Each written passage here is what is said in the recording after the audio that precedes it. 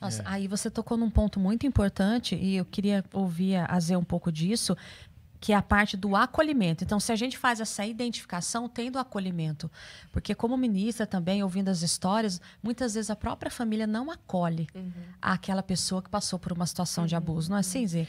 Primeira percepção também, né?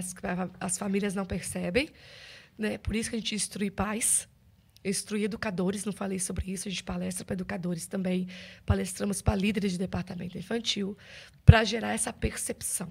E aí a gente pega pontos, como a Camila estava dizendo, e vamos esmiuçando esses sinais. Esses ais. Esses ais. Como são esses ais? Deus me deu uma palavra com o filho da Sunamita, que falou, estava no campo com seu pai, e falou, ai, que dor de cabeça. E o pai pediu a um dos empregados que levasse o menino até sua mãe, ela colocou ele no colo e à tarde o menino morreu. E Deus me falou sobre isso. Se aprofunde nos ais. Né? A gente não ser superficial, porque os ais não vêm, na maioria das vezes, não vem falado. Né? Eu tenho 2 filhos, uma menina fala tudo, e um menino que eu tenho que ir atrás de cada ai dele. E, na verdade, Deus me falou isso sobre o meu filho. Eu tive que me aprofundar e buscar muito em Deus. Eu descobri um ai dele, até que Deus me mostrou onde estava. Porque meu filho não é um menino reservado, de poucas palavras, que é difícil tirar as coisas dele. E daí Deus me deu essa palavra, né? Investigar os ais, aqueles que não são falados. Então, nós precisamos dar informação aos pais e aos educadores para que eles possam ter esse olhar, né? Um olhar preparado, um olhar instruído. Né? Deus me falou que pais instruídos são pais que protegem. Então, como que eu vou ser uma mãe que protege se eu não tenho instrução de como perceber? E se eu não percebo, eu fico superficial. Um dos meus chamados é tirar pais educadores da superficialidade e ter um olhar amadurecido, informado, para que possa perceber sinais nas crianças. Se não houver percepção dos sinais, não vai ter acolhimento, porque a maioria das pessoas que passam por isso mesmo na infância não falam. Aí tá bom, uma vez percebido, precisa haver, então, um acolhimento. O que eu ensino muito, eu não vou aqui esmiuçar, né? A gente tem muito assunto para falar, mas o que eu ensino muito é tomar cuidado para que no susto ou o pai, o adulto, ficar tão afoito em querer descobrir algo e não perder a oportunidade de descobrir. Então, se você vai com muita... Né, você vai abordar uma criança de uma forma muito assim, como assim? O que você falou? Não interromper a fala, né? Não, que a hora que criança flui vai a travar. Ela pode travar, já fica ali, já percebe que a mãe está alterada. Você muda o olhar. O meu filho, se eu mudar o olhar, ele pensa que vai falar. Nossa. É do temperamento dele. A minha menina não, segue falando. Ele não, se eu mudar o olhar, ele pensa, ele para. Para ele me fazer uma pergunta específica que fez uma vez, que ele imaginava que era uma coisa feia mesmo, ele se trancou comigo no quarto, fechou a porta, fez eu abaixar e falar no meu ouvido. Só tinha nós 2. Uau. Esse é o meu menino. Então, nós temos que ter sabedoria para ouvir. Eu falo muito assim, né, um termo prático, cara de paisagem. O seu filho está falando da coisa mais, aquela criança que você está com os cabelos em pé e você está plena, né? Nossa, você está assim que nem o Jefão. Sempre pleno, né, Jefão? Sempre cara de... Então tá bom, cara de Jefão. Pleno. Faz cara Vou plena. instruir isso da minha... Jefão, você faz cara plena que eu tô tensa. Se eu cobrasse por palestras, eu ia falar que você agora ia precisar me cobrar um percentual, que eu vou falar, faça a cara de Jefão. Olha, é o merchan do Jefão. Merchan do Jefão. Mas como é tudo gratuito, que Deus me falou para eu instruir quem não pode pagar, e eu acho super certo. Todo o projeto, toda a palestra, tudo isso é gratuito. Tem que ser instrução de Deus. E eu acho certo pagar por conhecimento, eu adquiro conhecimento, acho justo. Mas esse assunto, Deus falou para mim que teria que chegar a quem não pode pagar. É um assunto que não pode ficar restrito, porque acesse informação, para que o acesso à informação seja através de ter uma condição financeira para custear aquilo. É um assunto que tem que chegar em todos os lugares, em todas as classes sociais, em toda criança. Esse assunto, essa revista, não pode ser um produto que só crianças que têm recursos vão acessar. Não pode. Então, eu tenho que dar, como diz, eu tenho que dar meus pulos, como diz Taubatiano, nós de Taubaté, eu tenho que, né, tenho que ir atrás de patrocínio, mas eu não posso cobrar por essa revista, senão essa revista vai estar restrito a um nicho, e não é essa a proposta de Deus nesse projeto. E se a gente falava no início que as situações de vulnerabilidade, elas implicam nas condições sociais, financeiras, são circunstâncias limitantes, então o projeto vai chegar nesses lugares. Isso, né?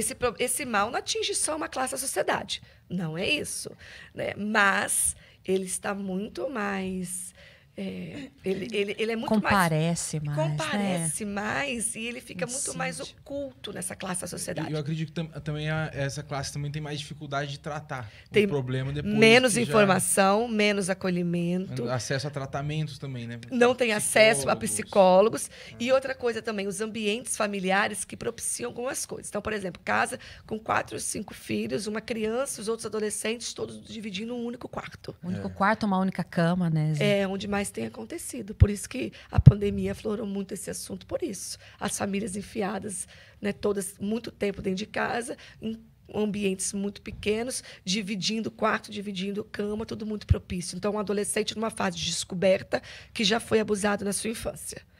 Dormindo junto com a irmãzinha mais nova que está entrando na puberdade. Né? É um ambiente muito propício. E aí denuncia para quem?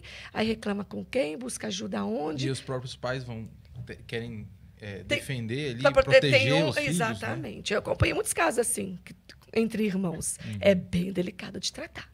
E a gente está falando também de uma família que precisa de apoio. Porque uma mãe também, vamos colocar que é uma condição comum. Infelizmente, é um fato comum, que é quando o pai abusa. E essa mãe, muitas vezes, é uma dependente financeira desse pai. Exatamente. Ela é uma dependente ali, né, no contexto familiar.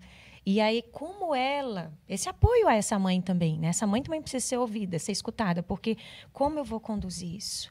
Foi negligência minha? Porque vem uma culpa, porque a culpa, ela permeia o abusado, a pessoa que passa por essa violência que invade o psiquismo, dilacera o ser humano, né, em todas as suas... fragmenta. Uma vez eu vi uma médica dizendo, ela falou assim, sequestra, né, a criança das fases. Sequestra a infância, né? Sequestra a infância, sequestra a adolescência. É como se você pudesse tomar 2 gotas de água. E aí eu pego esse copo de água e faço você tomar todo de uma vez. Então, o próprio psiquismo o cérebro não tem a capacidade de lidar com esse transbordar. E isso influencia, então, a identidade da pessoa. Totalmente. Até uma vida adulta. Isso vai mexer na identidade dela. Sim, porque esses comportamentos, eles comparecem muito na vida adulta. Eu tenho ali, né, sugestivamente, não são fatos assim isolados, mas eu tenho uma predisposição maior a me tornar mais ansioso, a me tornar, sim, depressivo, a passar, às vezes, no momento, mas depois, por um TEPT, que é um transtorno, né, de estresse pós-traumático. Então, várias coisas, até mesmo ter um transtorno de humor, um transtorno dentro ali da questão da ansiedade mesmo. Eu me torno um adulto comprometido nas minhas relações. Eu não sei me relacionar. Porque a minha relação com o outro, eu fui violada, eu fui invadida. Entraram, né, dentro da minha intimidade. Violaram a minha intimidade. Isso, eu não sei me aproximar das pessoas. O toque, né, a palavra que Zé trouxe, eu não sei ser tocada. Eu já participei, às vezes, em momentos de atendimento, aqui mesmo na cura interior, e a gente tem até cuidado quando está lidando com isso, de fazer isso aqui, ó. De você colocar para dar um apoio emocional, para fazer um acolhimento ali, você tem que ter cuidado. Às vezes a pessoa, ela dá porque remete àquele lugar. Total. Do toque. Dos pontos para você lidar, cuidar e acolher, se você não é uma mãe, obviamente, de uma vítima de abuso, é você se resguardar de um toque até que a pessoa te dê um sinal de que ela quer ser tocada por você.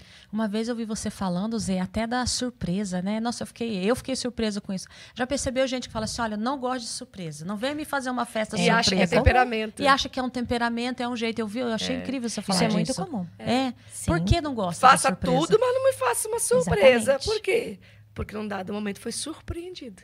Por algo terrível. Por algo. A palavra surpresa, aquele efeito da surpresa, ativa algo dentro A surpresa dela. daquela visita à noite, a surpresa daquele... Daquela brincadeira inocente, surpreendentemente, algo inesperado aconteceu e esse algo é muito ruim. E agora toda surpresa vai remeter àquela dor. Então a pessoa cresce, amadurece, não gostando. Muito. Por isso que a gente tem que respeitar muitas pessoas. Na Às sua vezes fala, ai, que particularidade. bobeira, ela não gosta de na surpresa. sua dor. Mas Na vamos sua fazer dor. assim mesmo, né? A gente vai amadurecendo na cura interior, cuidando de pessoas, conhecendo pessoas. Eu amo pessoas e me aprofundar em pessoas. E a gente vai, com o tempo, aprendendo o respeito aos limites que as pessoas impõem. Né? Ou impõem ou denunciam, né? Não é uma imposição. Mas a gente vai aprender. Pessoas, muitas vezes, Você por vai amor... percebendo, né? Por amor, ainda que ela nem as pessoas fale. falam assim, ela fala que não gosta de surpresa, mas tem tanto amor envolvido, vamos fazer assim mesmo que nós vamos agradá-la. Né? Só que tem um motivo que nem aquela pessoa que não gosta sabe que ela tá o porquê. Não sabe. Então, a gente vai aprendendo a respeitar os limites, sabe? Exatamente. E como a criança, isso que a Zé está trazendo é importante, porque como a criança, ela não sabe lidar com esse excesso. Quando acontece o abuso sexual, a criança não sabe lidar com esse transbordar, com essa invasão, com essa violação. Ela, por algum momento, ela vai se sentir extremamente perdida. E principalmente, gente, quando acontece, é um assunto delicado, mas quando acontece uma reação fisiológica. Quando a criança sente, dependendo da idade, uma determinada excitação. Isso faz com que a culpa... Porque ali eu estou me satisfazendo de uma coisa que é horrível para mim. Ela aprende algo prazeroso, de um jeito errado, mas prazeroso. Exatamente. E ela não sabe lidar. E ela acha que ela já está compactuando com aquilo. Sendo que ela não sabe que se eu fizer uma cosquinha aqui, ela vai sentir a cosquinha. Então, se eu fiz uma cosquinha nela, ela está sentindo a cosquinha. É uma reação fisiológica do próprio corpo, de um estímulo inadequado, extremamente inadequado, né, que viola, que dilacera a pessoa, que só intensifica ali o trauma. E principalmente em relação à questão também dos meninos, né? Porque isso futuramente pode ocorrer muitos problemas na sexualidade mesmo, até mesmo de disfunção erétil, de não saber lidar depois com as questões sexuais. Eu tenho uma aversão ao sexo oposto, porque quando eu sou abusado, por exemplo, já vi casos de abusos pela própria mãe, né? A criança ia dormir. E no momento que ela dividia a cama com a mãe, ela era abusada pela mãe. E ali ela tinha aquela experiência e depois ele... você, né, eu não estou trazendo isso como via de regra, sim, mas a aversão ao outro sexo, eu falo né, em relação ao oposto, porque geralmente acontece dessa maneira. E aí eu não quero me casar, eu não quero ter filho, eu não quero, né, dentro de um contexto ali, eu não quero me aproximar do sexo oposto, porque isso me trouxe dor, né, fez com que eu fosse invadido na minha, a gente vai privacidade e intimidade. Kiko, mano Jefão, tu não se esquece, de 15 em 15 dias tem na mesa podcast. Se você não acompanha, eu vou aqui pra te falar. Corre logo, meu parceiro, no canal do Efatá.